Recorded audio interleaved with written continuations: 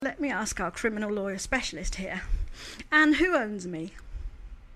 Well, nobody owns you, I would hope. But you're horribly regulated by masked bodies that have been created by people in power. Yeah, masked or masked? Both, probably. Yes, I think so. What was your expression the other day about? Yes, yeah. Consent is the mask behind which evil hides. I rather like that. That's got a V for Vendetta feel about it, hasn't it? Yeah. It just came to me one Yeah, day. well, masked and masked. So effectively, there is this theoretical idea of the social contract. People say you can't just dip out of laws. You can't dip out of law, and I agree. You can't dip out of law. You can't go about hurting someone. You can't go about stealing from someone. You know the things where there is a genuine victim. Crime. Causing harm. Exactly. But they say crime is failing to fill in a form for the police. That's a criminal matter. How it not or doing taking something your can be children criminal. on holiday during the school term. How can it possibly be criminal? But they've codified it as Yeah. crime. But I say they. It's horrible having to say this them and us, but it seems to be more them and us. Maybe lately. we should say big society. Yeah, psychopaths With the help in of our Westminster, corporate parents perhaps we could say. Yeah, but so if nobody owns me, and I think it's accepted that nobody could own me because that would be slavery. Yes. If nobody owns me, who? Let's have some real names here, because it can only be individuals. There is no such thing as a corporation, because it's still people who run it. If they didn't exist, the corporation wouldn't exist. So if nobody owns me, who has a higher authority over me than me? How does that come about? By consent. And on that stony silence. Yes, by consent, isn't it? They assume that consent using the machinations that they have put in place, and that assumed consent is what they're using all the time to so-called keep us in But place. it can't be assumed consent, because when we make it clear and we express that we don't consent, it happens anyway. Yes, but that doesn't. You can say what you like to somebody who has been common purpose to the degree that they're not actually listening to what is coming out of your mouth. Does not compute. Yeah, absolutely. I suppose if you start off as a child, your parents don't own you, but they, to some extent, control you. Once, in this country, you turn 18, you're only controlled by the Everybody else. situation in which you find yourself on a day-to-day basis and how that is applied to you. And so, depending on your religious views, I suppose there is some form of religious control. So it's actually just it's being in the country. It's being in the world, isn't it? The world has control over most people. There is a hierarchy. Even if you take a tribe in the Amazon jungle, they need to work together and have some sort of structure. And if they don't have structure, so you're talking of structure being represented by some form of rules. I mean, I happen to think... But those rules are about, again, harming someone or taking something from them. They're not about something ridiculously abstract, as many of these legislations are. I mean, they... and they're not about commerce. No, I have a QC of my acquaintance who said there should be a ministry for unintended consequences. Yes, Ministry for Common Sense could be next door, I think. But well, I wondered whether we should start a common sense party, because a lot of what I imagine people see in Nigel Farage is just them speaking with a pint and a cigarette.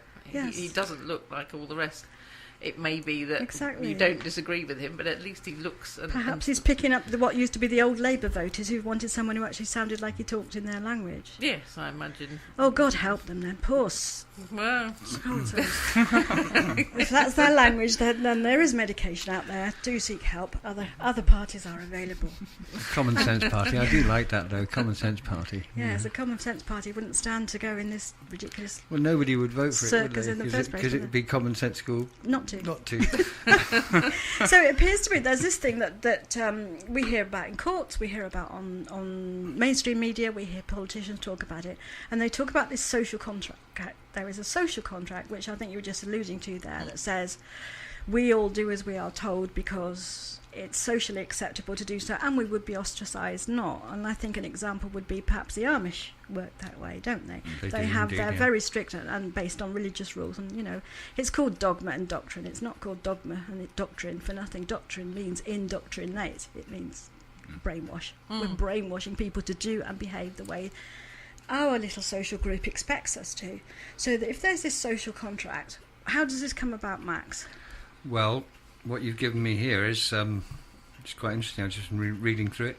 In moral and political philosophy, the social contract or political contract is a theory or model originating during the Age of Enlightenment, which began, I'm told here, in the late 17th century Europe. That was my little bit of research there. Okay. That typically addresses the questions of the origin of society and the legitimacy of the authority of the state over the individual. Social contract arguments typically posit that individuals have consented, either explicitly or tacitly, to surrender some of their freedoms and submit to the authority of the ruler or magistrate, or to the decision of a majority, in exchange for protection of their remaining rights. The question of the relation between natural and legal rights, therefore, is often an aspect of social contract theory. Yeah, theory. Theory. Yeah. So it's a theory. But in practice, it's not theoretical. In practice, people are getting beaten up, thrown in court, and having to pay ridiculous amounts of money, usually to get out one way or another. But it requires your sign of nature. Oh, well, that's Or as in Robert Greene's case, not getting out. 100 days in custody, yes. Without a charge. Yes, without access to legal Without advice. access to anything, really. Yes. And without even being informed why he was there. Mm. And you have the naked rambler who was constantly being arrested because he chose not to wear clothes, which seems totally bizarre to me. Doesn't it?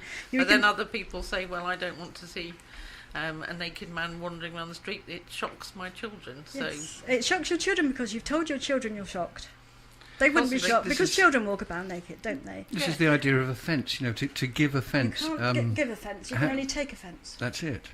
It seems crazy that, you can have a nice party going on and there's nobody's offended except one person who possibly hasn't been invited who can shut the whole thing down. Mm. It's just extraordinary to me. Yeah, it is odd, and as I say, as you've read there, it's a philosophy, it's a theory. Yeah. So, when we talk about law then, would it be fair that when we mean the type of law that's forced upon us individually, that we should really be using the term legislation and leave the term law for those crimes with victims? Because it would appear that victimless matters, although they're often referred to as crimes, are in reality offences or breach of some implied, intangible, invisible civil contract. Legislation must be civil. It must be. How can it not be a civil matter, really? It's one person saying you must or must not do something and then you've broken the law. Again, government exists to punish people for not following the rules that they hadn't agreed to follow in the first place. Yes, and you've got so many laws and so many rules. Coming back to what the council said that you read out earlier, there's so much now that people don't really see it for them. It's a bit like, I suppose, having a bunch of flowers, which is nice, as opposed to an enormous forest of flowers which are overwhelming and overpowering.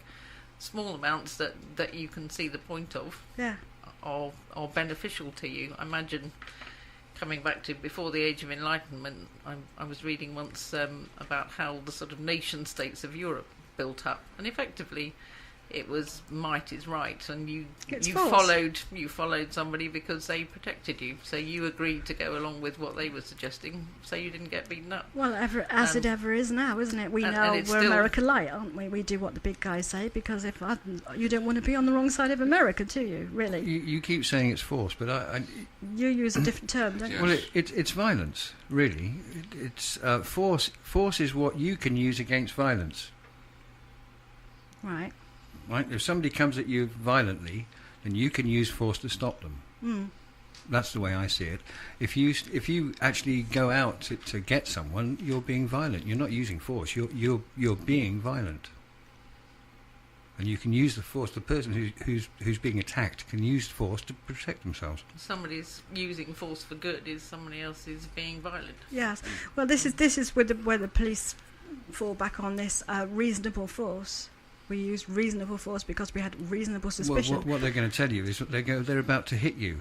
Yes. They're going to hurt you. If you don't comply, and because they're telling you they're going to use reasonable force, you are going to consent to that, all right? Yeah. Absolutely. That's the way. Yeah.